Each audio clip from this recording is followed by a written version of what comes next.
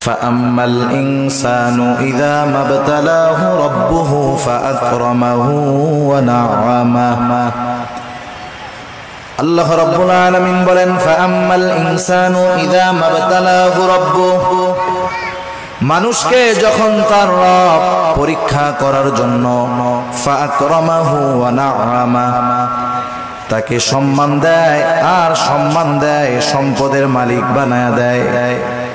একটু খেয়াল করেন, আল্লাহ তাআলা বলতেছেন মানুষকে পরীক্ষা করার জন্য যখন তার রব তাকে সম্মান দেয়, সম্পদ দেয়, তাকে নেয়ামত প্রদান করে, সে নামাজ না পড়ুক, রোজা না রাখুক, সে মানুষের কাছে বলে বেড়ায় ফায়াকুলু রব্বি আকরামান, আমার রব আমাকে সম্মানিত করেছে।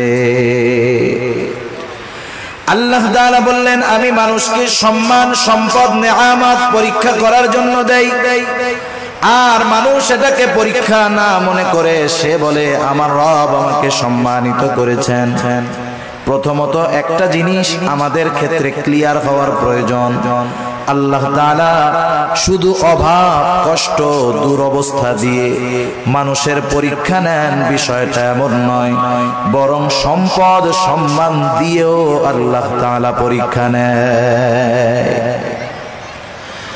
যদি এমনটা হতো সম্মান, সম্পদ মানুষের আল্লাহ তাআলার ভালোবাসার মাপকাঠি, যে যাকে আল্লাহ রাব্বুল আলামিন বেশি ভালোবাসেন তাকে মনে হয় আল্লাহ তাআলা বেশি সম্পদ দেন, বিষয়টা যদি এমন হতো, বলেন তো দুনিয়ার মধ্যে আল্লাহ তাআলার সর্বাধিক প্রিয় বান্দাদের তালিকায় কারুনের নামটা হয়ে যাইত। কারণ তো পৃথিবীর অন্যতম বড় এক ধনী ছিল। বলেন তো আপনারা সহজেই জবাব দিতে পারবেন কারুনকে আল্লাহ তাআলা ভালোবাসে নাকি? একটু জোরে বলেন না, বাসে?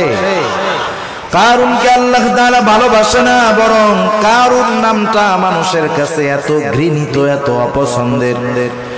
দুনিয়ার কোন মানুষের যদি সন্তান হয়, সে যত গরিব হোক, তাকে যদি বলা হয় তোমাকে মাসে 1000 করে বেতন দেওয়া হবে, টাকা দেওয়া হবে, ছেলের নামটা তুমি কারুন রাখো, আপনারা কেউ রাখবেন? আপনি বলবেন আরে দিন মজুর দিয়া খাইতা ঠিক, কারুন আমার পোলার নাম, মইরা গেলে ওরা রাখবো। এই কারুনকে কত সম্পদ আল্লাহ তাআলা দিয়েছেন, এই সম্পদ ছিল তার জন্য পরীক্ষা। সম্পদের মালিক কারুন যখন হযরত মূসা আলাইহিস সালাম কারুনকে বলল কারুন তুমি তোমার সম্পদের যাকাত দাও, কারুন যাকাত দিতে অস্বীকৃতি জ্ঞাপন করলো। শুধু তাই না, সে মূসা আলাইহিস সালামকে অপমান, অপদস্থ করার জন্য, অপবাদ দেওয়ার জন্য একজন খারাপ মহিলাকে সে ভাড়া করলো, শিখায় দিল তুমি মানুষের সামনে বলবা মূসা আলাইহিস সালাম আমার সাথে জিনা করেছে, অপকর্মে লিপ্ত হয়েছে। এইবার যখন কারুন এই ষড়যন্ত্র চক্রান্ত করলো, আল্লাহ তাআলা বরদাস্ত করলেন না। এই কারুন যখন সম্পদের মালিক হয়, তখন কারুনের বন্ধুরা আল্লাহ তাআলার কাছে বলতো আল্লাহ আপনি মনে হয় কারুনকেই শুধু ভালোবাসেন, আমাদেরকে ভালোবাসেন না।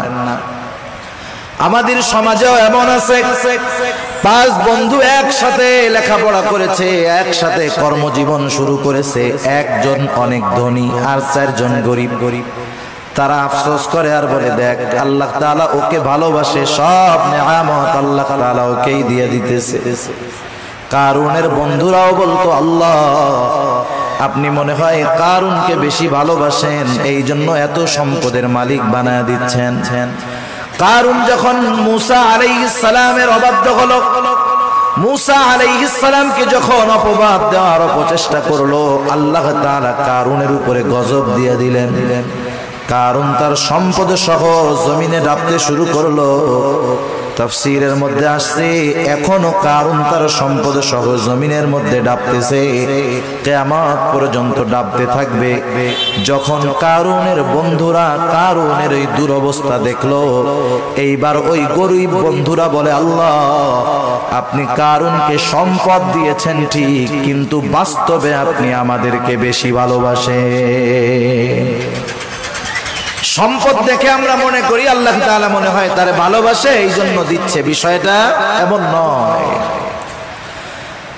কারুন সম্পদ পেয়েছে ঠিক, আল্লাহ তাআলার ভালোবাসা পায় নাই। আবার দুনিয়াতে অনেক মানুষ আছে সামাজিক অবস্থানের দিক দিয়ে তার সম্মান অনেক কম।